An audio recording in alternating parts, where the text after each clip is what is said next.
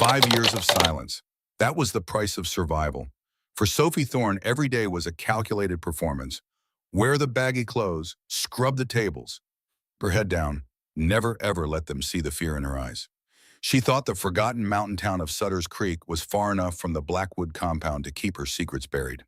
She was wrong. Because you can change your name, you can dye your hair, and you can live among strangers like a ghost. But you cannot hide a child with Kieran Blackwood's eyes from the man who broke you. The grease trap at the back of Sue's 24-hour diner always smelled worse when it rained. It was a thick, clinging scent that stuck to the back of the throat. But for Sophie, it was the perfume of safety. It smelled like poverty. It smelled like human indifference. It smelled like a place no one from the Blackwood dynasty would ever deign to visit. Sophie wiped the counter with a rag that had seen better days. Her knuckles were raw and red from the bleach water. The clock above the pie display read 11:42 at night. Outside, the storm was battering the tin roof of the diner, drowning out the low hum of the refrigerator and the occasional cough from the back kitchen. "Hey, Sophie," a voice rasped from the kitchen window. It was Marn, the night cook, a woman in her 60s with a smoker's cough and a heart of gold. "You look like you're about to drop. Go home. I can close up the front." Sophie forced a smile, tucking a loose strand of dyed brown hair behind her ear. "I need the overtime, Marn. Rent's due on Tuesday, and the landlord's already threatening to change the lock if I'm late again." "That man's a vulture," Marn grumbled, flipping a burger patty with unnecessary aggression. Sophie didn't answer. She just kept scrubbing.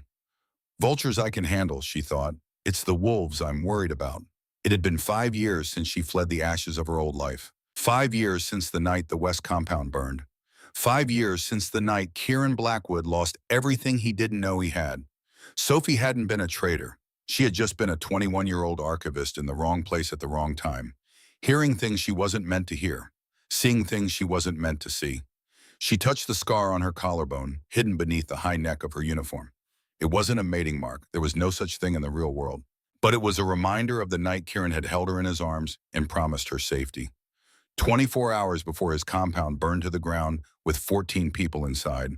24 hours before she realized the man she loved might be the man who ordered their deaths. The bells above the front door chimed.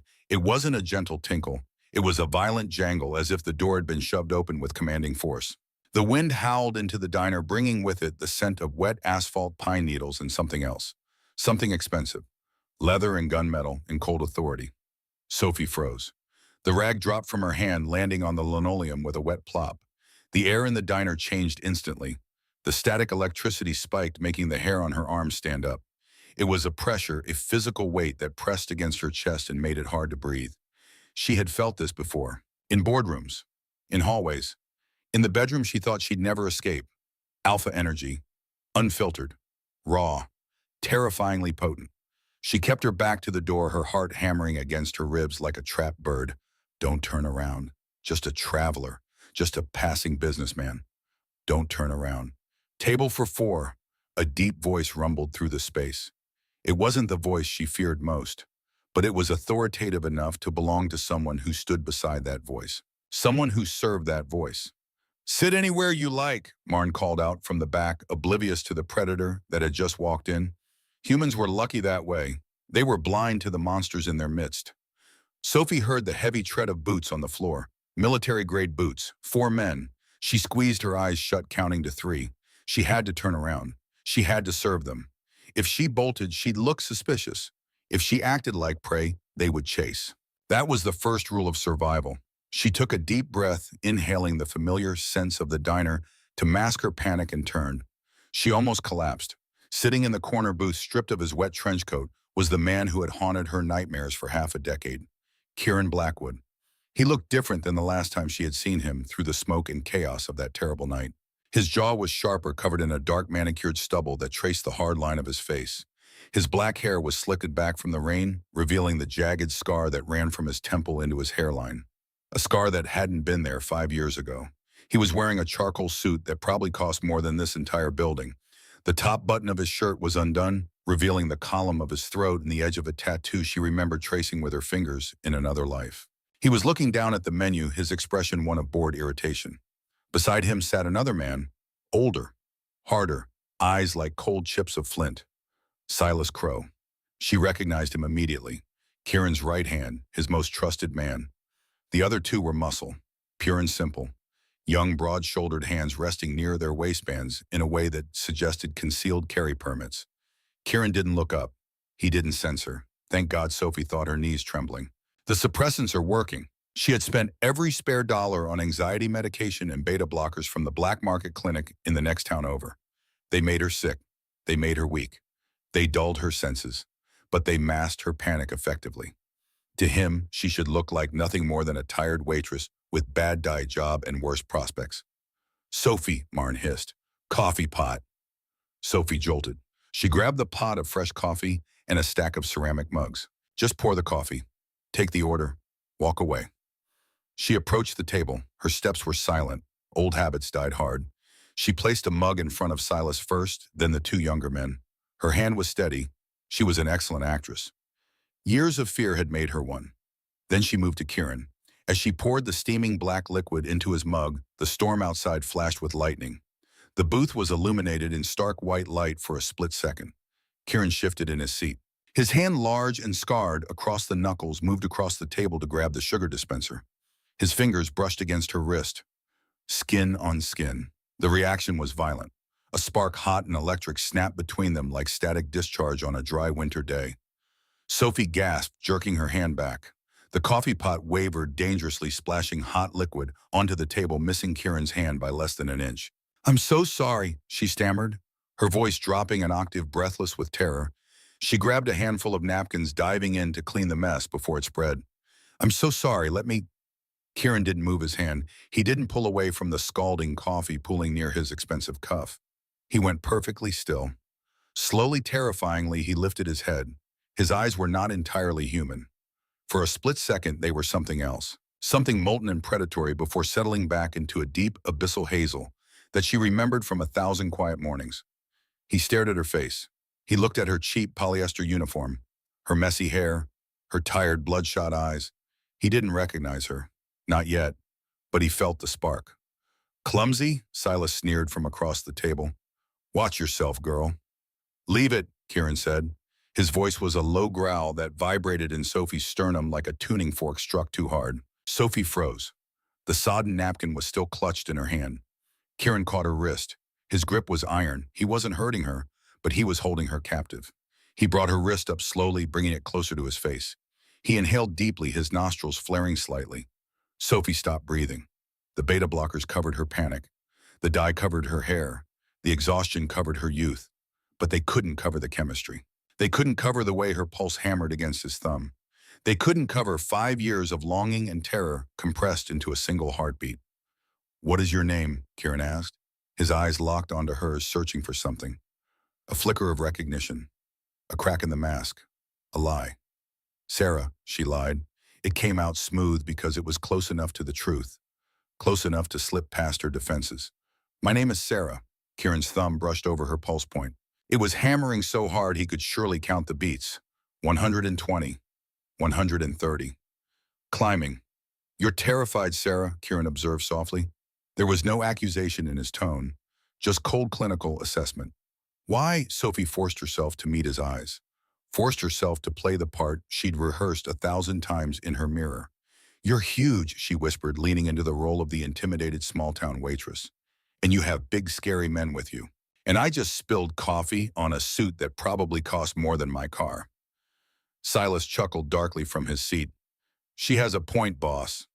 Kieran didn't laugh. He didn't let go. He stared at her for 3 seconds longer. His gaze traced the line of her cheekbone, the shape of her mouth, the faint scar above her left eyebrow that she'd gotten falling off a swing set when she was 7. He was cataloging her, filing her away, trying to place why she felt familiar. Then abruptly he released her wrist. "Clean it up," he commanded, turning his attention back to the laminated menu. "And bring me a steak. Rare, bloody." Sophie retreated to the kitchen on legs that felt like water. She braced herself against the prep counter, gasping for air, like a drowning woman breaking the surface. "You okay, hun?" Marn asked, eyeing her with concern. "That guy looks like trouble." "I'm fine," Sophie lied, grabbing the steak knife with a trembling hand. "Just tired." She wasn't fine. He was here. And worse, he hadn't just come for food. Men like Kieran Blackwood didn't drive 3.5 hours into the mountains for a midnight steak. He was hunting something, or someone. She had to finish the shift. She had to get home. She had to get to Leo, the little boy waiting for her in the trailer park with Kieran's eyes and her smile, and a future that was about to explode into 1,000 pieces. The steak was cooked perfectly, rare blood pooling at the edges of the plate. Sophie plated it with hands that shook no matter how hard she tried to steady them. Every instinct she possessed was screaming at her to run out the back door, jump in her rusted sedan, and drive until the wheels fell off. But running triggered the chase. If she fled now, Kieran would know she had something to hide. She walked back out to the floor. The diner was empty save for the Blackwood table and an old trucker asleep in the far booth, his head pillowed on his arms. She set the plate down in front of Kieran. He ate with precise, predatory efficiency. He didn't look at her again, but she could feel his awareness like a laser pointer aimed at the back of her neck. She turned to leave. "Tell me, Sarah," Kieran said suddenly, just as she was 3 steps away. He didn't stop cutting his meat. The knife moved through the flesh with surgical precision. "Do you know the woods around here well?" Sophie paused. Every word was a potential trap. "Reasonably well. I grew up a few towns over." "We're looking for someone," Silas interjected, wiping his mouth with a napkin. He leaned back in the booth, his posture deceptively relaxed. "A fugitive. A woman roughly your height, but much prettier." The insult stung, but Sophie used it. She let her shoulders slump, playing the part of the plain, overworked waitress who'd heard worse. "I haven't seen anyone unusual. We don't get many strangers here." "She's been missing for 5 years, Kieran said. He finally looked up. The intensity in his eyes was gone, replaced by a cold, hollow emptiness that was somehow more terrifying. "She stole something from me. Something irreplaceable." Sophie's blood ran cold. He knows. No, he couldn't know about Leo. She had left before she even realized she was pregnant. The compound had burned 3 days after her last night with Kieran. She'd taken the pregnancy test in a gas station bathroom 2 states away, her hands shaking so hard she could barely read the result. He must mean the data. She had stolen the archive files, proof of financial discrepancies she'd found buried in the quarterly reports. Transactions that didn't add up. Money moving through shell companies. She copied everything onto a USB drive the night before the fire planning to bring it to Kieran the next morning. She'd never used it, but she still had it, hidden in a shoebox under her bed alongside Leo's birth certificate and $5,000 in cash. "I hope you find her," Sophie said quietly.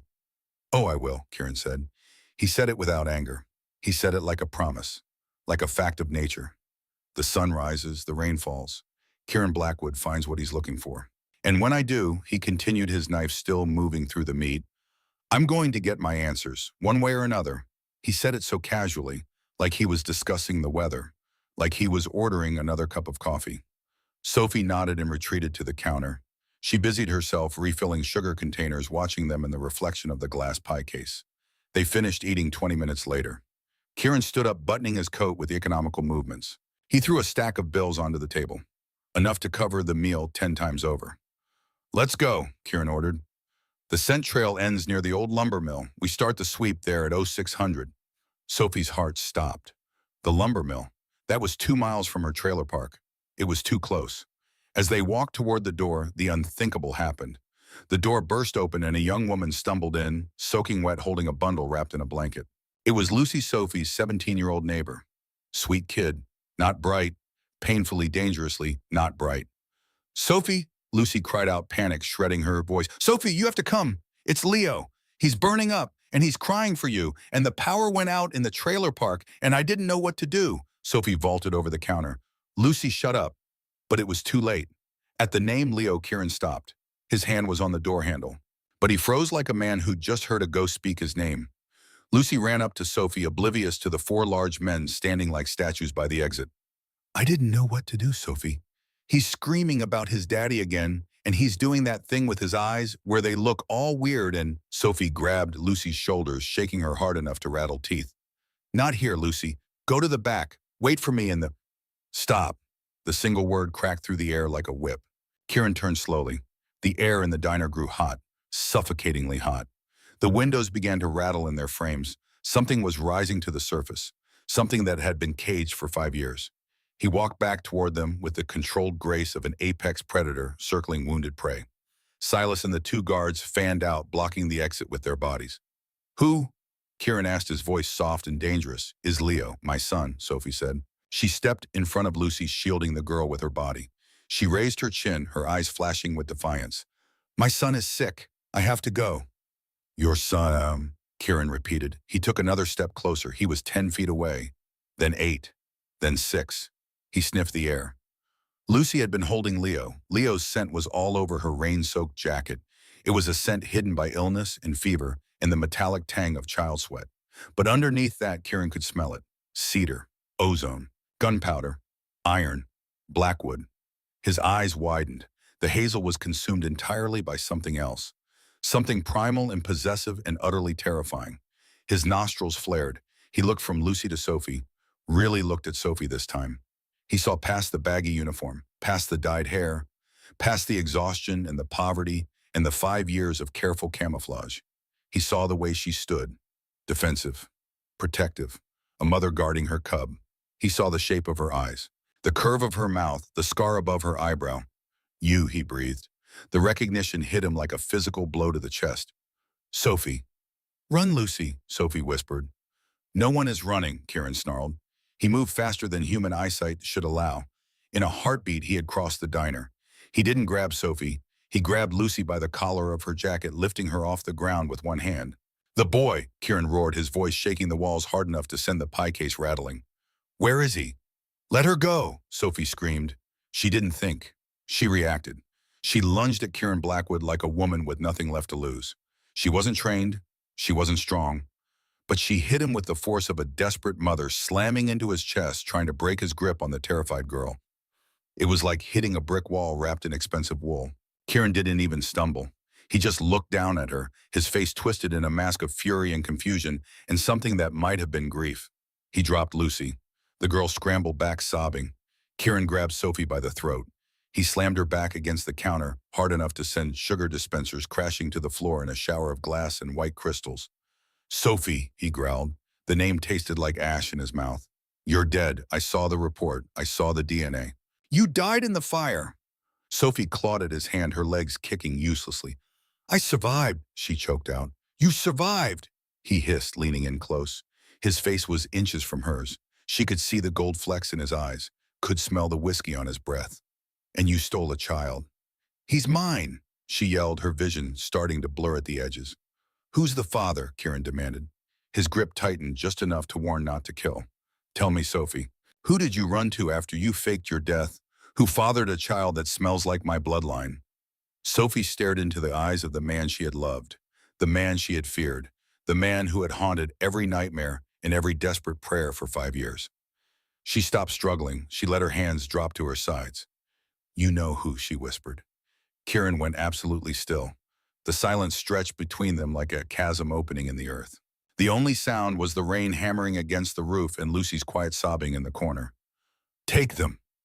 Take them, Kieran said to Silas, never taking his eyes off Sophie. His voice had dropped to a terrifyingly calm register. Take the girl. Go to the trailer. Get the boy. No, Sophie screamed, struggling again with renewed desperation. Don't you touch him. Silas, don't you dare touch him. If he is born of my blood. Kieran said, his voice like gravel and broken glass. He belongs to me. And if you have hidden my son in a trailer park for 4 years, God help you, Sophie Thorne. He released her throat, only to spin her around and pin her arms behind her back with one hand. He marched her toward the door like a prisoner being led to execution. Where are you taking me? She sobbed, twisting uselessly in his iron grip.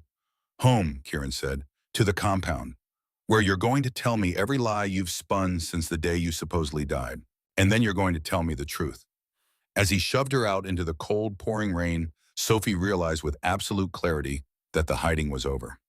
The game had changed. She wasn't fighting for her secret anymore. She was fighting for her son's life. And Kieran Blackwood was no longer looking for a fugitive. He was looking for answers about the son he never knew he had. Rain lashed against the tinted windows of the armored SUV, blurring the passing world into streaks of gray and black. Inside, the silence was louder than the storm. Sophie sat in the back seat, her wrists bound with plastic zip ties that bit into her skin. They weren't the flimsy kind you could buy at a hardware store. These were law enforcement grade, designed to hold men twice her size. The edges cut into her flesh every time she moved. Leo was in the vehicle behind them. She had fought like a wild animal when Silas's men tried to separate them. She had screamed and kicked until one of the guards had pressed his thumb into a pressure point behind her ear and the world had gone gray at the edges. She was awake now, groggy and nauseous, but the separation from her son was a physical ache that made the zip ties feel like nothing. Kieran sat across from her in the rear-facing seat. He hadn't spoken a word since they left the diner parking lot. He was staring at her with those hazel eyes that had dimmed back to something almost human. Almost. He held a glass of whiskey in one hand. The liquid trembled slightly with the vibration of the engine as they climbed higher into the mountains heading back toward Seattle. Back toward the place she'd sworn she would never see again. In the front, the driver navigated the winding mountain roads with professional efficiency. Silas sat in the passenger seat, occasionally glancing back through the rearview mirror with an expression Sophie couldn't read.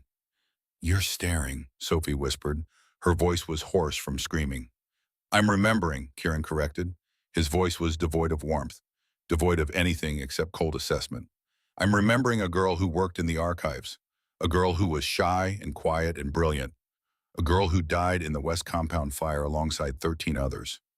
He leaned forward, the expensive fabric of his suit strained across his broad shoulders. "So tell me, Ghost, how does a dead girl end up slinging hash in a roadside diner with a child she claims is mine?"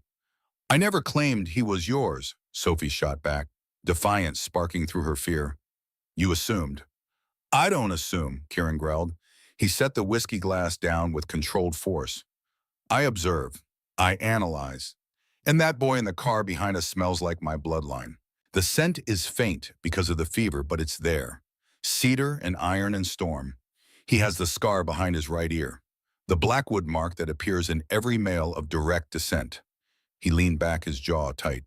"If he is mine, Sophie, you stole 4 years of his life from me. That is unforgivable." "He was safer in a trailer park than in your compound," she spat. The words came out with more venom than she intended. "Safer than he would be with a father who burns down his own buildings to eliminate problems." Kieran's expression cracked. A flash of genuine confusion crossed his face before the mask slammed back down. "Burns down buildings, is that what you think happened?" "I was there, Kieran." Tears pricked her eyes. She hated herself for the weakness. "I saw the enforcers. I heard the orders. I heard your voice over the comm system saying Code Black West Wing burn protocol activated. But I heard Silas Crow personally give the order to leave no survivors." "My voice can be mimicked," Kieran said. "Borsho." His voice dropped to a dangerous whisper. "My orders can be forged. I was in Washington, D.C. that night, Sophie. Defense Contractors Gala at the Mayflower Hotel. 200 witnesses. I didn't order the fire. I mourned it." He paused. The muscle in his jaw ticked. "I mourned you." The car turned sharply. Gravel crunched under the reinforced tires. They were passing through iron gates that rose 12 feet high, topped with security cameras and motion sensors. Sophie looked out the window. The massive stone manor loomed against the lightning-streaked sky like something out of a Gothic nightmare. The Blackwood estate. 3 stories of Pacific Northwest timber and stone built by Kieran's grandfather in the 1950s, when the security business was less corporate and more about hired muscle for lumber barons. It looked exactly the same as the night she had fled. Imposing, cold, terrifying. "We're here," the driver announced from the front. As the car came to a halt, the doors were ripped open by guards in tactical gear. Sophie was hauled out into the drizzle.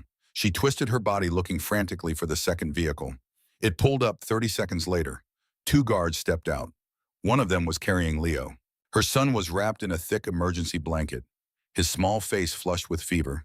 His eyes closed. He was unconscious against the guard's shoulder, one small hand fisted in the man's tactical vest. "Leo!" Sophie screamed. She lunged forward with everything she had. Kieran caught her by the waist. His arm was like a steel band across her ribs. "He goes to the medical wing. Dr. Elias needs to examine him. The fever is dangerous." "I need to be with him. He doesn't know these people. He'll be scared." "He is unconscious," Kieran said coldly, dragging her toward the main entrance. "And until Dr. Elias confirms his lineage and his health, you are a prisoner, not a mother." "You bastard!" She clawed at his hand, drawing blood with her short nails. Kieran didn't flinch. He marched her through the grand foyer. Staff members froze in the hallways, their eyes wide with shock. She recognized the head housekeeper, Mrs. Gable, whose hand flew to her mouth. They all thought they were seeing a ghost. Kieran didn't stop until they reached the east wing, the high security wing. He shoved her into a room that was more gilded cage than cell. It was furnished with a bed and a chair and a small bathroom, but the windows were reinforced glass and the door was heavy steel with a keypad lock. The doctor will assess the boy, Kieran said, standing in the doorway. He filled the frame, completely blocking any hope of escape. If he is mine, he will be treated with the best medical care money can buy. If he is not, if this is some game you're playing with a stolen child, he has your eyes, Sophie whispered. She was defeated. She slumped against the wall, sliding down until she hit the floor. He has your temper. He has your stubborn pride. And he has the Blackwood blood syndrome. Kieran froze. The door handle rattled in his grip. The Blackwood blood syndrome was a genetic clotting disorder specific to the direct Blackwood male line. It made them prone to intense fevers and seizures in early childhood. It was lethal if not managed properly.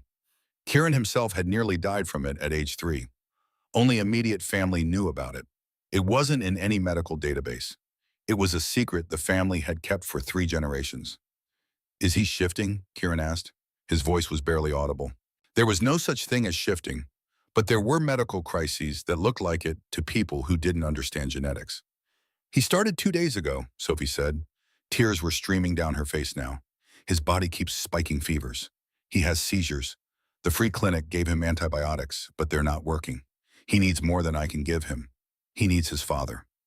The last word broke on a sob. Kieran stared at her for a long, agonizing moment.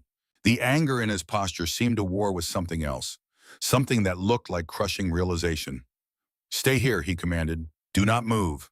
He slammed the door. The electronic lock clicked with brutal finality. But for the first time in 5 years, Sophie wasn't running. She was waiting, and she was praying that the man she remembered had enough humanity left to save their son. The medical wing of the Blackwood estate was closer to a private hospital than a family clinic. It smelled of antiseptic and ozone and the faint metallic tang of expensive equipment. Kieran stood behind the observation glass, his hands clenched into fists at his sides. On the bed, hooked up to monitors that beeped in a steady rhythm, lay the boy, Leo. Now that the grime of the trailer park had been washed away, the resemblance was undeniable. The boy had the Blackwood jawline strong even at 4 years old, dark hair that would probably turn black like Kieran's. And even in sleep, his brow was furrowed in that same brooding expression Kieran saw in the mirror every morning. The scar behind the right ear was clearly visible now, a small crescent shape pale against the skin, the Blackwood mark. Dr. Elias Crane stepped out of the room, pulling off his latex gloves. He was 72 years old with silver hair and the calm demeanor of a man who'd seen everything. He'd been the Blackwood family physician for 40 years. Well, Kieran demanded, turning sharply, is it sepsis? Is it meningitis? It's the transition, Dr. Crane said quietly. Blackwood blood syndrome. Premature onset. It's rare to see it this young, but not unheard of in your line. Your grandfather had it at age 3. You had it at the same age. Kieran felt the blood drain from his face. He remembered the pain, bones that felt like they were breaking and reshaping, fever that felt like fire in the veins, hallucinations of things that weren't there. His father had held him through it, skin-to-skin contact for 3 days straight until the crisis passed. He's mine, Kieran stated. It wasn't a question anymore. The DNA test is running, Dr. Crane said, but I don't need a machine to tell me what I can see with my own eyes. The boy's a Blackwood, no question. Is he dying? The words came out rougher than Kieran intended. Dr. Crane's expression was grave. Yes, his body is rejecting the syndrome. Without proper intervention, the biological stress will cause organ failure within 72 hours. What do I do? Kieran asked. The ruthlessness was gone from his voice, the cold calculation. In its place was something raw and vulnerable and terrifying. He was the CEO of a $300 million company. He was a decorated combat veteran. He commanded respect with a look and fear with a word. But right now, he was just a man watching a child die. He needs skin-to-skin contact, Dr. Crane explained. He needs your scent and your presence to calm his system. And he needs a blood transfer, a small amount to jumpstart his immune system and link him to the family genetics. It's not magic, Kieran. It's biology. Your blood carries antibodies he needs to survive this. Kieran didn't hesitate. Do it. There is a complication, Dr. Crane added, blocking Kieran's path to the door. The boy is crying out for her in his delirium. The bond between mother and child is one of the strongest forces in biology. If she is distressed, he feels it. If she is absent, his body goes into panic mode. You cannot stabilize him if he is terrified. Kieran's jaw tightened. He wanted to punish Sophie. He wanted to shake the truth out of her. Why she ran, why she hid his son, why she let him live in hell for 5 years thinking he'd killed her. But the beeping of the monitor inside the room sped up. The boy's heart rate was climbing. 120, 130, 140. Bring her, Kieran ordered the guard at the end of the hall. Bring her now. 10 minutes later, the elevator doors opened. Sophie rushed out, flanked by 2 guards. She looked wild, hair disheveled, eyes red-rimmed. Her diner uniform was stained and wrinkled. She saw Kieran and stopped. Then she looked through the observation glass and saw Leo. She let out a sound that was half sob, half animal growl. She threw herself at the door. Let me in. Kieran signaled the guards to stand down. He opened the door himself and grabbed her arm, pulling her into the sterile room. Quiet, he hissed. You need to be calm. If you panic, he panics. Understand? Sophie swallowed her hysteria, nodding frantically. She rushed to the bedside, falling to her knees. She took Leo's small, hot hand in hers. Baby, she whispered, kissing his knuckles. Mama's here. I'm right here. Leo stirred. His eyelids fluttered. Mama. I'm here, Leo. You're safe. Dr. Crane moved to the other side of the bed. Mr. Blackwood, I need you to roll up your sleeve. We need to do the transfusion now. Sophie looked up, her eyes wide. She watched as Kieran approached the bed. He was so large in the small space, so imposing. He sat on the edge of the bed. He unbuttoned his cuff and rolled up the sleeve of his white dress shirt, revealing a forearm corded with muscle and marked by old scars. Combat scars. This will hurt him, Kieran warned Sophie, his eyes locking with hers. The transfusion. My blood is potent. It burns before it heals. Just save him, Sophie wept. Please, Kieran, just save him. The doctor connected the line. Dark crimson blood flowed from Kieran's arm through the clear tube and into the small IV port in Leo's hand. The effect was instantaneous. Leo arched his back, a high-pitched cry tearing from his throat. His eyes snapped open. They were gold. Pure, shining gold. Kieran's breath hitched. He had seen that look before. In the mirror, during his own childhood crisis. He reached out with his free hand, placing his palm on Leo's forehead. The boy was burning up. 104 degrees at least. Be still, Kieran commanded. Not out loud, but with presence. With the weight of authority that ran in his bloodline. I have you. You are strong. You are a Blackwood. The thrashing stopped. Leo gasped, his small chest heaving. The fever visibly broke. Sweat beaded on his forehead. The gold in his eyes swirled, then settled into a deep, warm hazel. Kieran's hazel. Leo looked at the strange man sitting on his bed. He didn't look afraid. He looked curious, the way only a 4-year-old could be in the middle of a medical crisis. He sniffed the air, smelling the blood, the power, the connection that was forming like a bridge made of fire and DNA. Who are you? Leo croaked. His voice was small and rough. Sophie squeezed Leo's hand, tears streaming down her face. She looked at Kieran, waiting for him to reject the moment, to pull away, to deny it. Kieran didn't pull away. He brushed a damp lock of dark hair off Leo's forehead.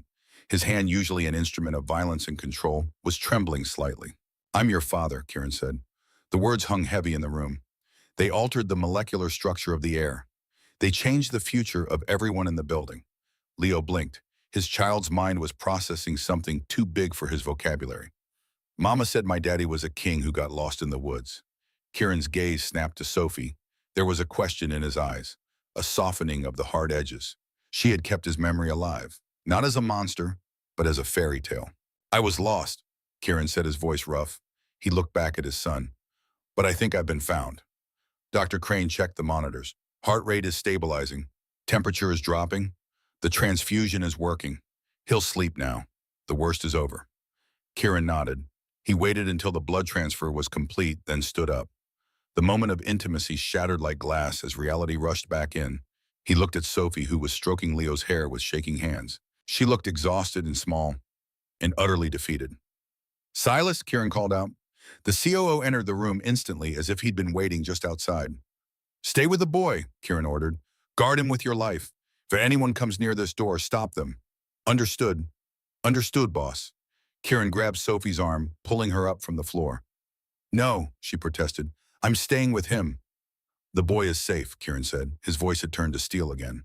Now you and I are going to finish our conversation. He dragged her out of the room into the hallway and pinned her against the wall with his body. "You have 5 minutes," Kieran growled, looming over her. "Convince me that I shouldn't lock you in the sublevel for the rest of your natural life. Convince me that the woman I mourned for 5 years didn't betray me." Sophie looked up at him. The adrenaline was fading, leaving her cold and shaking. But she saw the opening. He was listening. "The order came from your voice," she said. Her voice was shaking but clear. "I was in the communications room. I heard it. Code Black West Wing burn protocol activated. It was your voice, Kieran. I told you my voice can be..." "And the man who executed it was Silas," Sophie interrupted. "I saw him. I watched him pour gasoline on the support beams in the sublevel. I watched him light the match. He saw me. He looked right at me. And he smiled." Kieran froze. He stepped back as if she'd slapped him. "Silas," he repeated. The word came out strangled. "Silas has been my second in command since we were in Delta Force together. He saved my life in Mosul. He pulled me out of a burning Humvee in Kabul." "Then ask yourself," Sophie whispered, "why Silas was the one who suggested you shouldn't waste time looking for me tonight. Why Silas was the one who called me a liar before I even spoke. Why Silas is in that room right now with your son." Kieran turned his head slowly, looking back through the observation glass. Silas was standing over Leo's bed. He wasn't looking at the monitors. He was looking at the sleeping boy with an expression that wasn't protective. It was calculating. "If you're lying," Kieran said, his hand drifting toward the concealed holster at his hip, "I will kill you myself. And if I'm telling the truth," Sophie countered, her voice steady despite the terror, "then you just left your son alone with the monster who tried to kill us both." Glass does not muffle intent.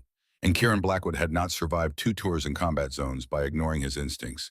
He stood in the hallway, his hand hovering over his sidearm, watching the man he had called brother for 20 years. Inside the medical room, Silas was no longer standing at attention. He had moved to the head of the bed. His back was to the observation window. His body was blocking the view of the monitors. To a casual observer, he looked like a loyal soldier checking on his commander's son. But Kieran was not a casual observer. He was a man trained to read body language in war zones. And he saw the subtle shift in Silas's posture, the tension in the shoulders, the way his hand slid into his tactical vest, not reaching for a weapon, reaching for something small, something concealed in an interior pocket. "He's going to kill him," Sophie breathed beside him. Her voice was cracking. "Kieran, he's reaching for something." Kieran didn't speak. He didn't waste breath on denial or explanation. He kicked the door open. The steel hinges screamed as the heavy door slammed against the interior wall, hard enough to crack the drywall. Silas spun around. His hand froze halfway to the IV drip. In his fingers was a small, clear vial. The label was turned away, but Kieran knew what it was. He'd seen it before in field operations. Potassium chloride, enough to stop a weakened heart instantly. It would look like natural cardiac arrest brought on by the stress of the syndrome. "Step away from the boy," Kieran said. His voice was terrifyingly calm. It was the voice he used in the field, the voice that preceded violence. Silas didn't panic. That was the most chilling part. He didn't drop the vial. He didn't make excuses. He just smiled, a thin, cruel curving of his lips that Sophie recognized from the night the West compound burned. "You always were too sentimental, Kieran," Silas said. His thumb hovered over the rubber injection port on the IV line. "You let a pretty face and a sob story cloud your judgment. This creature is a weakness." "He is my son," Kieran growled. He took a slow step forward, his hand on his weapon. "And if you push that plunger, I will end you." "He is a liability," Silas spat. His composure was cracking now. "Born of a weak mother and a distracted king. You spent 5 years mourning a ghost, letting the company rot while you drank yourself stupid. I did what had to be done. I burned the weakness out of you." Sophie let out a sharp cry. "You admitted it." "I did it for the company," Silas roared. His face was red now, veins standing out on his neck. "I forged the order because you were too busy playing house with an archivist to see that we were losing contracts. And now you bring a bastard heir into the fold, no." Silas jammed the needle toward the injection port. "No," Sophie screamed. She didn't think. She didn't have training or enhanced reflexes or combat experience. She had a mother's desperation. She grabbed the metal tray of surgical instruments from the side table and hurled it with every ounce of strength in her body. Scalpels and forceps and hemostats clattered through the air. One of the heavy metal kidney dishes struck Silas in the temple. It wasn't a lethal blow, but it was enough. Silas flinched. The needle missed the injection port and stabbed into the mattress instead. That split second was all Kieran needed. He crossed the room in a blur of motion. He didn't draw his weapon. There wasn't room. He hit Silas with the force of a linebacker, driving him away from the bed and into the wall. They crashed into the plaster hard enough to crack it. The vial of poison flew from Silas's hands, skittering across the linoleum floor. "Traitor!" Kieran roared. He drove his fist into Silas's ribs. The sound of bone snapping echoed in the small room. Silas was strong. He was a former Delta Force operator, but Kieran had 40 pounds on him and the fury of a father protecting his child. Silas pulled a jagged combat knife from his boot and slashed upward. Kieran twisted, but the blade caught his forearm, slicing through the expensive suit and deep into muscle. Blood, hot and metallic, sprayed onto the pristine white floor. "Kieran!" Sophie yelled. She was shielding Leo's sleeping body with her own, her arms wrapped around him. Kieran didn't even grunt. He grabbed Silas's wrist and twisted until the joint popped with a sickening crack. Silas screamed, dropping the knife. Kieran slammed Silas's head against the wall. Once, twice, 3 times. Until the man went limp, sliding down to the floor unconscious but alive. Heavy footsteps pounded down the hallway. The door burst open, filling with guards in tactical gear. Their weapons were drawn, confusion on their faces as they saw their boss bleeding and their commander slumped in a heap. "Secure him," Kieran ordered. His chest was heaving. Blood was dripping from his arm, but he didn't seem to notice. He pointed at Silas with a shaking hand. "He is under arrest for high treason and attempted murder. Take him to the detention cells. If he speaks, gag him. If he tries to resist, break his legs." The guards hesitated for a fraction of a second. Silas had been their direct commander for 15 years, but the authority in Kieran's voice was absolute. They dragged Silas out, his head lolling, a thin trail of blood marking his path. The room fell silent except for the steady beep of Leo's heart monitor. Kieran stood there, clutching his bleeding arm, staring at the empty space where his best friend had just tried to murder his son. He looked broken. Sophie slowly let go of Leo. She walked over to Kieran. She didn't hug him. She didn't scream. She reached out and placed her hand over the gash on his arm. "Sit down," she said softly, "before you fall down." Kieran looked at her. The gold in his eyes was swirling with a storm of emotions. Rage, grief, a profound, crushing guilt. "I almost let him kill my son," Kieran whispered. "I trusted him. For 20 years I trusted the man who murdered you." "He didn't murder me," Sophie said gently. She guided him to the chair Dr. Crane had vacated. "I'm right here." "I heard the order," Kieran said. His voice sounded hollow, like it was coming from somewhere far away. "I heard myself say it on the recording they played for me. Burn it all. I thought I had gone mad. I thought maybe I did it in a blackout rage." He looked at her with eyes that had seen too much. "I've lived in hell, Sophie, thinking I was the monster." Sophie grabbed bandages from the supply cart. She began to wrap his arm with movements that were efficient and practiced from years of patching, scraped knees in trailer parks. "Technology can fake a voice, Kieran," she said quietly. "But it can't fake a soul." I knew. Deep down I knew it wasn't you, but I couldn't take the risk. Not with Leo. Kieran looked at the sleeping boy, his son. Leo, he tested the name. Lion, a strong name. "He needed to be strong," Sophie said, tying off the bandage. "He didn't have a pack. He only had me." Kieran reached out with his uninjured hand. He cupped Sophie's cheek. His thumb brushed away a tear she hadn't realized had fallen. "I will never forgive myself for the fear you lived in," he vowed. His voice was rough with emotion. "But I will spend the rest of my life making sure you never feel it again." The storm outside had broken, leaving behind a heavy, damp silence that blanketed the estate like a shroud. It was 3 in the morning, the hour when the world felt suspended between darkness and dawn, when exhaustion made everything feel surreal. Leo had been moved to the master suite in the family wing, a sprawling room with bulletproof windows and a security detail that would make the Secret Service jealous. He was stable now. His fever was gone. His breathing was deep and even. The transfusion had worked miracles. Sophie sat on the edge of the massive king-size bed, watching her son sleep. She had showered in the adjoining bathroom, washing away the grease of the diner and the terror of the night. She was wearing a silk robe that one of the staff had left for her. It felt too soft against her skin, too expensive, too much like a life she'd walked away from. She felt like an imposter in a palace. The door creaked open.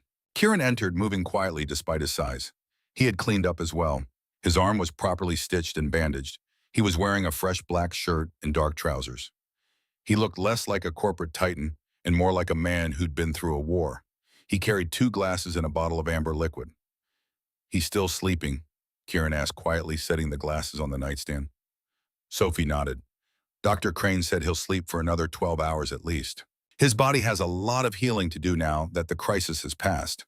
Kieran poured liquid into both glasses. He handed one to Sophie. It's apple juice. I remember you don't drink alcohol. Sophie took the glass, managing a small, tired smile. You remember that? But you didn't recognize me in the diner. Kieran winced. He sat in the leather armchair opposite the bed, looking weary in a way that had nothing to do with the late hour. I saw you, but my mind refused to accept it. To hope was too dangerous. If I believed you were alive and I was wrong, it would have broken what little sanity I had left. He took a drink. Not apple juice. Whiskey. I interrogated Silas. Sophie stiffened. And he talked. He didn't have the much choice once I made it clear that silence would be more painful than confession.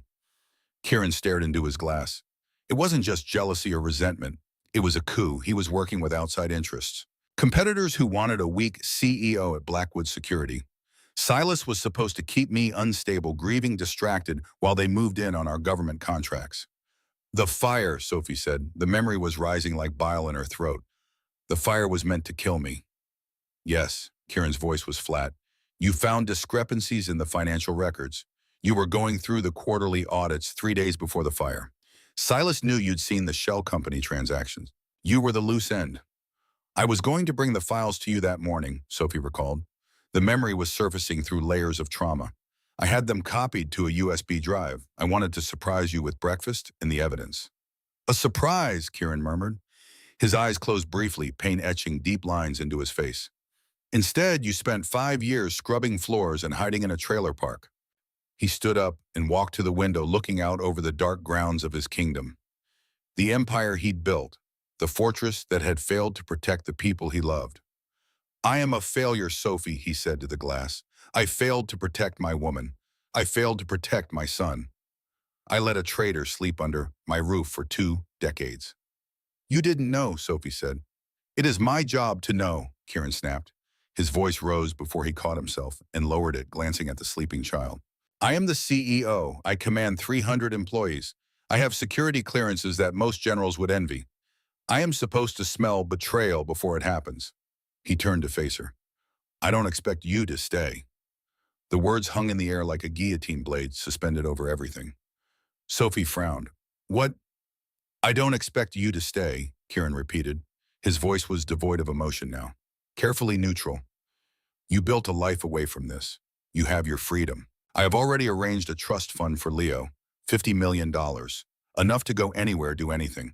You can take him, Europe, the coast, somewhere safe. He paused. I will visit when you allow it. I will provide protection from a distance. But I will not force you to live in this place. I will not cage you again. He was giving her an out. He was offering her the one thing he thought she wanted most. Escape. Sophie looked at him, really looked at him. She saw the man beneath the armor, the scar on his temple, the gray hairs starting to show at his temples, despite him only being 43, the exhaustion in every line of his body, the way he held himself like a man waiting for the final blow. He was punishing himself, exiling himself from his own son because he didn't feel worthy. She stood up and walked across the room. She stopped inches from him, close enough to smell the cedar and gunpowder scent that clung to him like a second skin. You're an idiot, Kieran Blackwood, she said softly. Kieran blinked, genuinely startled. Excuse me? I didn't hide from you because I wanted to be free, Sophie said. She reached out and took his hand. His skin was rough and warm and scarred from 100 small battles. I hid because I loved you. If Silas knew I was alive, he would have used me to destroy you. If he knew about Leo, he would have killed him to break you completely. She interlaced her fingers with his. I scrubbed floors for 5 years. I lived on instant noodles and terror. Do you really think I did that because I liked the scenery? I don't understand, Kieran whispered. I did it to keep your legacy safe, Sophie said fiercely. I did it so that one day, when the time was right, you could meet your son. So that Leo would have a father to be proud of. So that the man I loved wouldn't be destroyed by lies. She stepped closer, pressing her body against his. And now that we're here, do you really think I'm going to take the money and run? My life is dangerous, Kieran said. His voice was rough. There are people who want what I have. People who would use you and Leo to get to me. Your life is lonely, Sophie corrected. She looked up at him. And I'm tired of being lonely, too. The spark that had been there in the diner, the spark that had existed 5 years ago before the world burned, ignited into something steady and warm. It wasn't volatile or terrifying. It was a hearth fire, something that could sustain them through the cold. I'm not going anywhere, Kieran, Sophie promised. Leo needs his father, and I think I need you too. Kieran let out a shuddering breath. He wrapped his arms around her, pulling her into him, burying his face in the crook of her neck. He inhaled deeply, drinking in the scent he had thought lost to ash and lies. I will earn this, he swore into her skin. I will earn you back. Every single day. Start by making sure the rest of your security team isn't compromised, Sophie said. Despite the emotion in her voice, there was a practical edge. 5 years of survival had taught her to think tactically. Kieran actually laughed. It was a low rumble that vibrated against her chest. Already done. I had my father's old team sweep the compound while we were in the medical wing. 3 men are in custody for questioning. 2 more are under surveillance. He paused. I've also brought in Rebecca Holt, former FBI forensic accountant. She's downstairs right now going through Silas's financial records. If there's a money trail, she'll find it. Sophie raised an eyebrow. You trust her? She investigated my father 20 years ago and found him clean. She doesn't owe me anything. That makes her trustworthy. Your father, Sophie pulled back slightly. Marcus is still alive. Very much so, and very angry that I didn't tell him about Leo immediately. Kieran's expression softened slightly. He wants to meet his grandson. He's been pacing in the West Library for the past 2 hours. Sophie smiled despite everything.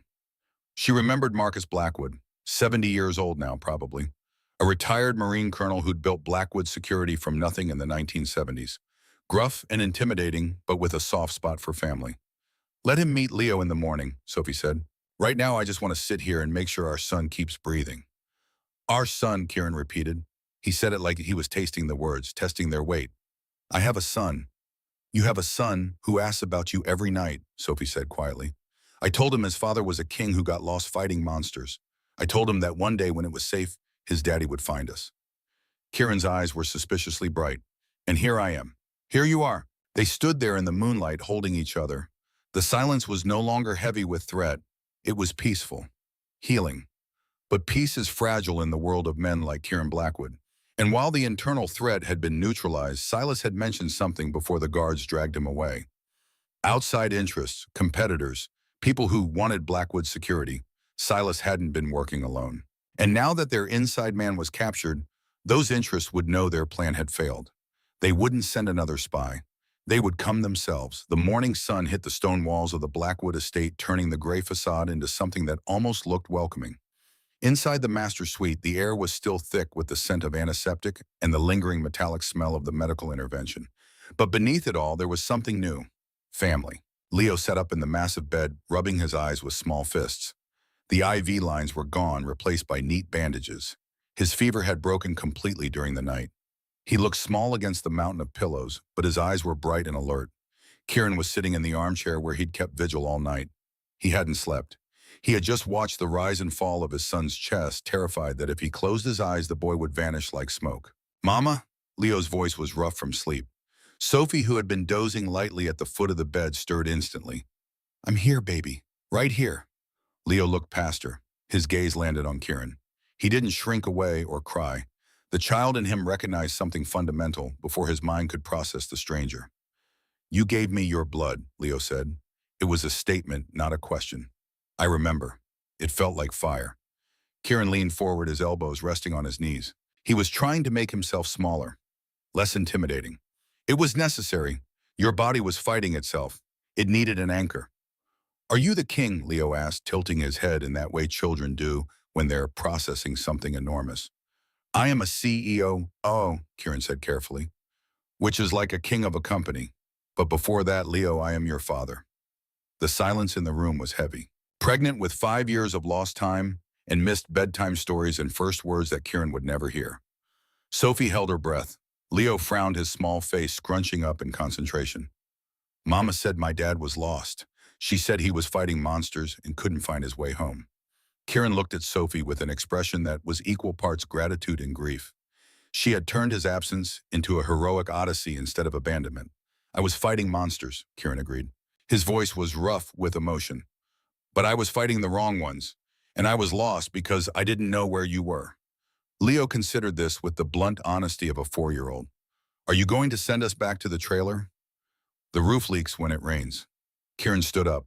The power radiating off him was immense, but he kept it carefully controlled. He walked to the bed and sat on the edge, the mattress dipping under his weight. He reached out and covered Leo's small hand with his own large scarred one. You are never going back to that trailer, Kieran vowed. His voice was firm and absolute. You are a Blackwood. This estate is your home. These woods are your playground, and anyone who wants to hurt you will have to go through me and every person who works for me. Leo looked at his mother for confirmation. Sophie nodded, tears shining in her eyes. He means it, Leo. We're home. Leo's face broke into a smile. A child's smile, uncomplicated and bright. Can I have pancakes? The tension in the room shattered. Kieran actually laughed, a genuine sound that Sophie hadn't heard in 5 years. You can have whatever you want, Kieran said. A knock came at the door. It was deliberate, respectful, not the aggressive pounding of an emergency. Enter, Kieran called. The door opened. An older man with silver hair and the bearing of a Marine stepped in. Marcus Blackwood stopped in the doorway, his eyes locked on the small boy in the bed. Marcus was 71 years old, with a ramrod posture that decades of civilian life hadn't softened. He wore khakis and a crisp button-down shirt, but he still moved like a man who could field strip a rifle in 30 seconds. Grandpa, Leo asked, tilting his head.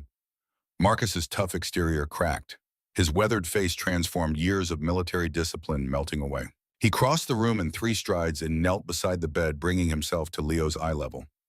I've been waiting 71 years to hear that word from a great-grandson, Marcus said. His voice was thick with emotion.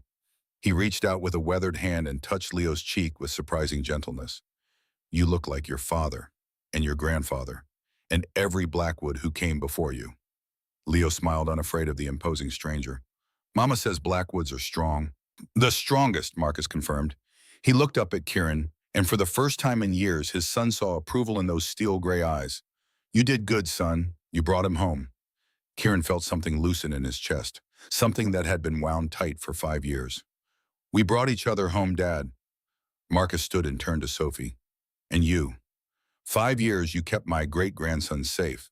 5 years you protected the Blackwood legacy when we didn't even know it existed. He extended his hand. Welcome home, daughter. Sophie took his hand, and Marcus pulled her into a brief, firm hug that said more than words could. A second knock interrupted the moment. This time it was Thorne, the new head of estate security. He was in his early 30s with the efficient movements of someone who'd been doing protection work for years. Sir, Thorne said, keeping his eyes averted, respectfully. The staff has gathered in the main courtyard as you requested. They're waiting. Kieran stood up, straightening his shirt. The CEO was back. The vulnerability of the father was tucked away behind armor. How many? 243. Everyone who works on the estate, security house staff, groundskeepers, IT, everyone. Good. Kieran turned to Sophie. Are you ready? Sophie looked down at her borrowed silk robe. I don't have anything to wear. I look like I just rolled out of bed. You look like a woman who walked through fire to protect her child, Kieran said. He walked over and kissed her forehead. It was a gesture of reverence that made her knees weak. Let them see you as you are. Let them see the woman who outsmarted a traitor and hid my heir for 5 years. 10 minutes later, the balcony doors of the master suite were thrown open. The early morning sun was golden and warm, cutting through the last of the storm clouds. Below in the main courtyard, hundreds of people stood in loose formation. Men and women in security uniforms, house staff in their crisp blacks and whites, groundskeepers in work clothes, IT specialists in casual business attire. They knew something momentous had happened. They knew Silas Crow had been dragged to the detention cells in restraints. They knew there was a woman and a child in the master suite, but they didn't know the whole truth. The atmosphere was tense, uncertain, afraid. Kieran stepped out onto the balcony first. The crowd fell silent instantly. 243 people holding their collective breath. For 5 years, Kieran's voice boomed without need for amplification. We have been rotting from the inside. We believed we were vulnerable. We believed our leadership was compromised. We believed the future of this company was uncertain. He paused. We were right, but not for the reasons we thought. He reached back. Sophie stepped forward, holding Leo's hand. The boy was wearing pajamas that were too big for him, borrowed from the estate's emergency children's wardrobe. But he stood straight, mimicking his mother's courage. A collective gasp rippled through the crowd.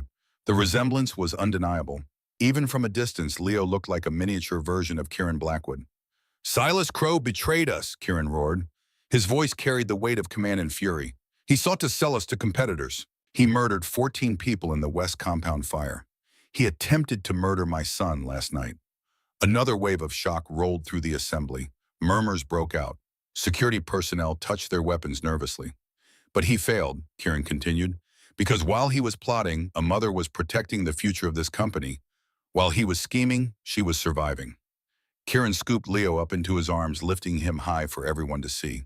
The morning sun caught the boy's dark hair, making it shine almost black. "Behold," Kieran shouted, "Leo Blackwood, my son, your future." The roar that erupted from the courtyard was primal. It wasn't polite applause or professional acknowledgement. It was genuine joy and relief. A company that had been operating under a shadow for 5 years suddenly saw sunlight. People were cheering. Some were crying. The older staff members who remembered Kieran as a young man were wiping their eyes. Gable, the head housekeeper, had both hands pressed to her heart. Leo, initially startled by the noise, looked down at the sea of people. He felt their emotion washing over him like a warm tide. He looked at his father, who was smiling. A true proud smile. "Are they happy?"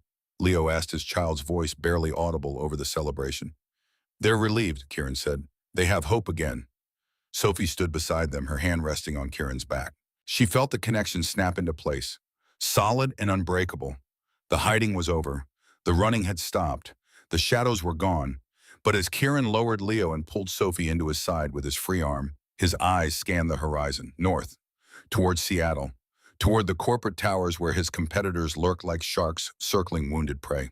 Silas had sent signals before his capture, encrypted messages to his handlers, warnings that the plan had failed, that the Blackwood heir was alive and the CEO was no longer vulnerable. Those competitors would know now. They would be planning their next move. "Let them come," Kieran whispered to Sophie, his voice low and dangerous. "I have my family, I have my son, and God help anyone who tries to take what is mine." Sophie looked at the sun rising over the forest that had once been her hiding place and was now her kingdom. She thought about the trailer park with its leaking roof, the diner with its grease trap, the 5 years of fear and poverty and constant vigilance. It was over. "Let them come," she agreed. Her voice was steady. "We survived worse." Kieran looked down at her, at this woman who had given up everything to protect his legacy, who had lived in poverty to keep his son safe, who had faced him in that diner with courage that most trained soldiers didn't possess.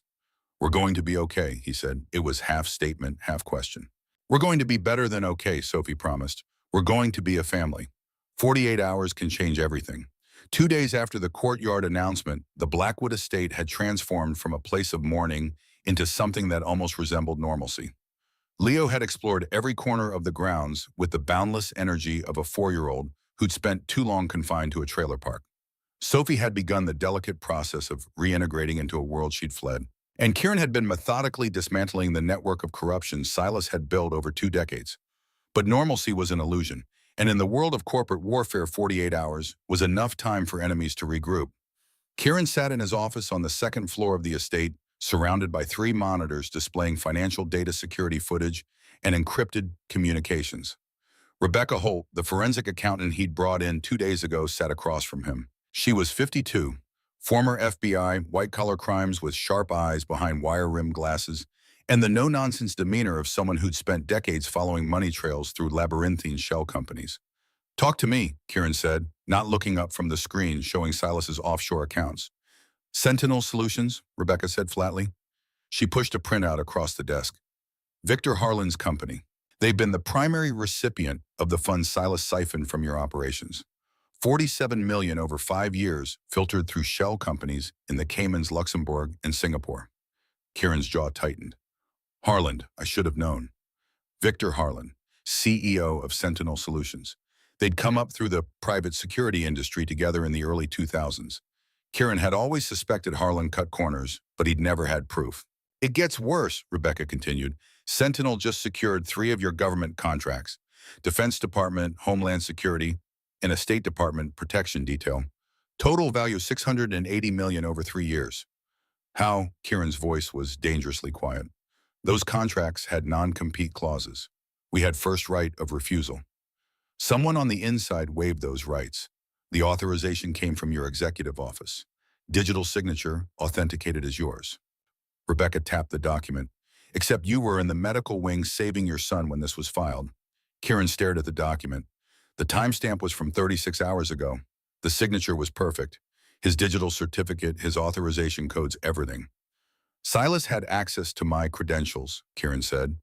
Had being the operative word. This was filed 12 hours after his arrest. Rebecca leaned forward. You have another mole, Kieran. Someone with executive-level access who's still active. The door to the office burst open without knocking. Marcus Blackwood strode in, his silver hair, still military short, his posture radiating controlled fury. At 71, he still moved like a man who could dismantle a rifle in 30 seconds. We have a problem, Marcus said without preamble. I'm aware, Kieran replied, gesturing to the documents. No, a new problem. Marcus's expression was grim. I just got a call from General Matheson at CENTCOM. Someone sent him a classified file suggesting that Blackwood security has been compromised by foreign intelligence. Russian specifically. They're recommending a complete security review and suspension of all active contracts pending investigation. Kieran stood up slowly. That's a death sentence for the company. We'd lose $200 million in active revenue. Half our contracts would default. Exactly, Marcus said. Whoever's doing this isn't trying to steal your company anymore. They're trying to destroy it. Rebecca's phone buzzed. She looked at the screen and her face went pale. Kieran, turn on the news, Channel 7. Kieran grabbed the remote and activated the wall-mounted screen. A news anchor was mid-sentence, professional concern etched on her features. Allegations that Blackwood Security CEO Kieran Blackwood may have been aware of Russian intelligence infiltration within his company. Sources close to the Defense Department suggest that the recent arrest of COO Silas Crow may be connected to a broader espionage network. Mr. Blackwood has not yet responded to requests for comment. The screen cut to footage of the Blackwood estate clearly shot from the road outside the security perimeter. Then to Kieran's official corporate headshot. Then to file footage of Russian diplomatic officials leaving the embassy. They're framing you, Marcus said through gritted teeth. They can't buy you, they can't infiltrate you anymore, so they're destroying your reputation. Kieran's phone rang. He looked at the screen. FBI Director Chen. He answered on speaker. Kieran, Director Chen's voice was tight. I'm calling as a courtesy. I have a warrant for your arrest. Obstruction of justice. Someone leaked the Silas interrogation tapes to the media. They've been edited to make it look like you coerced a confession. That's impossible. Those tapes are secured. The metadata shows they were uploaded from your personal network 40 minutes ago. Chen's voice carried genuine regret. I'm sorry, Kieran, but I have orders. Kieran's blood ran cold. The second mole, still active, still sabotaging. I'm sending a team to your location, Chen continued. And Kieran, this time I can't help you. The evidence is too strong. You'll be arraigned within 24 hours. After that, you're looking at federal charges that could put you away for 20 years. The line went dead. Sophie appeared in the doorway, having heard the last of the conversation. Her face was pale. They're framing you. Again. And they're good at it, Marcus said grimly. If those tapes go public, it won't matter that Silas is guilty. You'll look like a vigilante CEO who tortured a confession out of a business rival. Kieran looked at the three people in the room. At Rebecca, who was already typing furiously on her laptop. At his father, whose military mind was already calculating tactical options. At Sophie, who'd already lost 5 years to running. And he thought about Leo playing in the gardens with Mrs. Gable, oblivious to the fact that his father might be taken away in handcuffs. I'm not running, Kieran said. His voice was steel. And I'm not letting them take me. We have 18 minutes before that FBI team arrives. Rebecca, how long to trace that upload? If it came from inside the estate network, I can find it in 10 minutes, maybe less. Do it. Dad, I need you to stall the FBI when they arrive. Politely, legally, but I need 20 minutes. And you? Marcus asked. Sophie and I are going to find that server Silas mentioned during interrogation. The contingency backup. If he was smart, and he kept everything. Every email, every payment, every piece of leverage he had on Harlan and Sentinel Solutions. Where is it? Sophie asked. I don't know, but you said he mentioned the lumber mill, the old one near Sutter's Creek. If we can get there before the FBI locks down our movements. That's a 90-minute round trip by helicopter, Marcus interrupted. You'll never make it back before they arrest you. Then I won't come back, Kieran said. Not until I have the evidence to clear my name. Sophie, can you navigate to that mill? Yes, but Kieran, no arguments. Rebecca, you're with us. We need your forensic expertise. Dad, you hold the fort. Keep Leo safe. If they come for him, they'll have to go through my memory. That through me, Marcus said. There was no bravado in his voice, just cold fact. 12 minutes later, Kieran, Sophie, and Rebecca were airborne in Blackwood Security's Eurocopter flying low over the Cascade forests. Through the windows, they could see the convoy of black SUVs approaching the estate from the south. The pilot, a former Army aviator named Torres, didn't ask questions. He just flew. The flight to Sutter's Creek took 38 minutes. They landed in the same clearing Kieran and Sophie had used 5 years ago when she'd first fled the burning compound. The irony wasn't lost on either of them. The abandoned lumber mill looked even more decrepit in daylight, collapsed sections of roof, graffiti from teenagers. But as they approached, Kieran noticed the signs Sophie had pointed out before. Fresh tire tracks, a small diesel generator humming in what used to be the maintenance building, new padlocks on doors that should have been rusted shut. This is it, Sophie whispered. They breached the main building with tactical precision, Kieran leading with his sidearm drawn. The interior was exactly what you'd expect from an abandoned mill, rotting, wood-broken equipment, evidence of squatters and vandals. But in the basement, hidden behind a false wall that Sophie helped them locate, was a climate-controlled room housing a server rack with military-grade encryption and backup power. Bingo, Rebecca breathed. She immediately pulled out a portable terminal and began connecting to the system. Her fingers flew across the keyboard. How long? Kieran asked, watching the entrance. Depends on the security. The encryption is military spec. Could be minutes, could be wait. Rebecca's eyes widened. The system is asking for biometric authentication, fingerprint and retinal scan. Silas is in custody 3 hours away, Kieran said. We can't. Wait, Sophie interrupted. Her mind was racing back through fragmented memories. 5 years ago, when I was escaping, I saw Silas override a security door in the sub-level. He used a backup code. He said it out loud. She closed her eyes, forcing herself back to that terrible night. The smoke, the screams, Silas's face illuminated by flames as he punched in the override. Something about his daughter, Sophie said. He said if he ever had a daughter, he'd name her Elise, after his mother. Rebecca typed rapidly. Elise, E-L-I-S-E, adding numerical variants, birth date combinations, military service number. Her screen flickered. Got it. I'm in. The monitors came to life.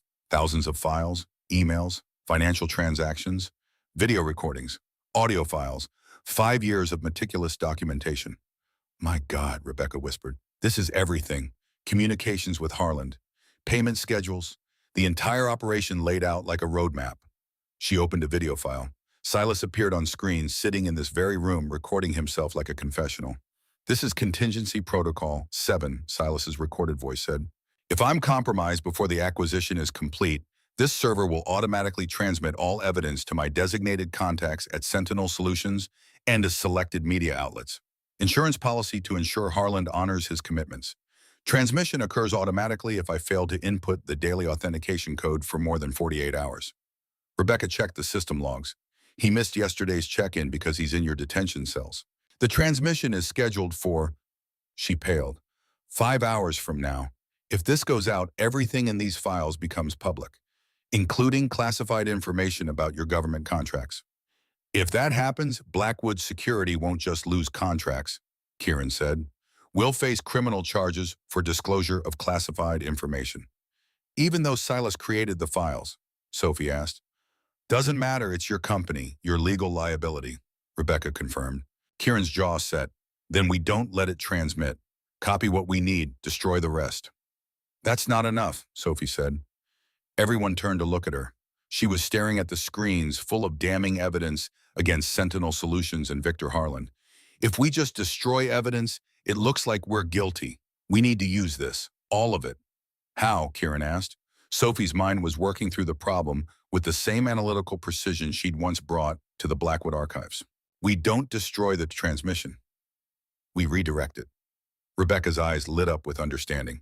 Instead of sending to Harland and the media, we send it to the FBI, to the Defense Department Inspector General, to the Senate Intelligence Committee. Sophie looked at Kieran. Let them see everything. Harland's attempted corporate espionage, Silas's treason, the money trail, the forged documents, all of it. Time-stamped, authenticated, undeniable. Rebecca was already working. I can reprogram the recipient list. The files are already packaged for transmission. I just need to change the addresses. Her fingers flew across the keyboard. Done. New transmission target FBI, Director Chendi, ODIG, and Senate Intel. It sends in 4 hours and 53 minutes. By tonight, Harlan will be under investigation and your name will be cleared, Sophie said. And the FBI warrant, Kieran asked. Will be rescinded once Chen sees this evidence, Rebecca confirmed. Harlan fabricated those interrogation tapes. Proof is in these files. By the time we land back at the estate, you'll be exonerated. They copied the critical files to encrypt his drives and left the server intact to complete its transmission. As they climbed back into the helicopter, Kieran pulled Sophie close. You just saved the company, he said. We saved each other, Sophie corrected. Again. The flight back took 35 minutes. As they approached the estate, Torres came over the radio. Sir, FBI is still on site, but they're not in arrest posture. Director Chen is waiting in your office. He looks apologetic. They landed on the rooftop helipad. Kieran, Sophie, and Rebecca descended the stairs to find Marcus waiting with a satisfied expression. Chen received a preliminary data dump 20 minutes ago, Marcus explained. Anonymous source, just enough to make him pause the arrest. He's very interested in hearing what you have to say. In Kieran's office, FBI Director Chen stood by the window. He was a man in his late 50s with gray temples and the weathered look of someone who'd spent decades in federal service. Kieran, Chen said as they entered, I owe you an apology. You were following orders, Kieran replied. Orders based on fabricated evidence. Chen held up his phone. I received files 30 minutes ago. Preliminary analysis suggests Victor Harlan and Sentinel Solutions have been running a multi-year operation to destabilize Blackwood security. If the full transmission contains what I think it does, it will, Rebecca said, handing him an encrypted drive. Everything you need, authenticated, sourced, ready for prosecution. Chen took the drive like it was made of glass. Victor Harlan is currently being detained at his office in Seattle. Sentinel Solutions Board is in emergency session, and the allegations against you have been officially recanted. He extended his hand to Kieran. I'm sorry for doubting you. Kieran shook his hand. You were doing your job. Doesn't make it right, Chen nodded to the team. You're free to go, all of you, and Kieran. Off the record, I'm glad your son is safe. After Chen left, Kieran slumped into his desk chair. The adrenaline was finally fading, leaving behind bone-deep exhaustion. It's really over, Sophie asked from the doorway. The immediate threat, yes. Kieran ran a hand through his hair. Harlan will spend the next decade fighting federal charges. Silas will never see daylight again. The moles in my company have been identified and removed. But, Sophie heard the hesitation. But there will always be threats, always be people who want what we have. That's the price of this life. Sophie crossed the room and sat on the edge of his desk. Then we pay it, together. Kieran pulled her close, resting his forehead against her stomach. I'm not the man you fell in love with 5 years ago. I'm harder now, colder, more paranoid. Good, Sophie said, running her fingers through his hair. Because I'm not the shy archivist anymore either. I'm a mother who survived 5 years on the run. I'm stronger than I look, and I'm not afraid of your world anymore. Our world, Kieran corrected, looking up at her. This is our world now, yours, mine, and Leo's. A small voice came from the office doorway. Dad, Leo stood there in grass-stained clothes, Mrs. Gable hovering protectively behind him. The boy's face was worried. Mr. Gable said bad men were here. Are they gone? Kieran stood and crossed to his son. He knelt down to eye level. They're gone, and they won't be back. I promise. You promise a lot, Leo said with 4-year-old skepticism. I do, and Blackwoods keep their promises. Kieran held out his hand. Want to see something cool? Leo took his hand. What? Your grandfather wants to teach you how to field strip a pistol. You're probably too young, but he's very insistent. Sophie laughed. Kieran, he's 4. I was 5 when Dad taught me, Kieran said with a shrug. Besides, it's just the basics. Safety, discipline, respect for the weapon. This family, Sophie muttered, but she was smiling. 3 months later, on a crisp autumn morning, Sophie Thorne became Sophie Blackwood in a private ceremony at the estate. The garden had been transformed with white chairs and strings of lights. 200 guests attended, staff, business partners, old military friends of Marcus's, and a handful of Sophie's former colleagues from her archivist days who'd been shocked to learn she was alive. Leo was the ring bearer, taking his job with utmost seriousness. He walked down the aisle with the rings on a small pillow, his tongue poking out in concentration. Marcus walked beside him, one hand on the boy's shoulder, beaming with pride. The ceremony was simple. No religious officiant, just a federal judge who owed Marcus a favor from the Marines. The vows were traditional. The kiss was not. When Kieran pulled Sophie into his arms and kissed her like a man who'd been given a second chance at life, the crowd erupted in cheers. At the reception, Marcus gave a toast that made half the guests cry and the other half laugh. He spoke of resilience and loyalty and the strength of family bonds that could survive fire and betrayal. He spoke of second chances and the courage to take them. To my son, Marcus raised his glass, who brought his family home, and to Sophie, who never stopped believing that home was worth finding. As Kieran and Sophie danced their first dance as husband and wife, Leo watched from Marcus's lap, fighting sleep despite the early hour. "Grandpa," Leo mumbled. "Yes, son, Dad says I'll be CEO one day." Marcus chuckled. "Maybe, but first you have to finish kindergarten. That's a long time away." "Not as long as you think." Marcus kissed the top of the boy's head. "But don't rush it. Being a kid is the best job you'll ever have." The music swelled. Kieran spun Sophie under his arm, and for a moment the weight of the world fell away. No threats, no enemies, no corporate warfare. Just a man and woman who'd found their way back to each other through darkness. Later, after the guests had departed and Leo had been carried to bed still wearing his tiny suit, Kieran and Sophie stood on the balcony overlooking the estate grounds. The same balcony where they'd announced Leo to the world. "It's really over?" Sophie asked, leaning against the railing. "The immediate threats, yes." Kieran wrapped his arms around her from behind. Harlan was sentenced to 18 years in federal prison. Sentinel Solutions collapsed. The DOD investigation cleared us completely. We've recovered most of the lost contracts. And Silas, life without parole, 23 counts including murder, attempted murder, treason, and corporate espionage. Kieran's voice was flat. "He'll die in a supermax facility." Sophie turned in his arms. "Do you miss him?" "The man he was before him. I miss the man I thought he was. The brother I believed I had." Kieran touched her face. "But I don't miss the lie. And I have you. I have Leo. I have my father back in my life.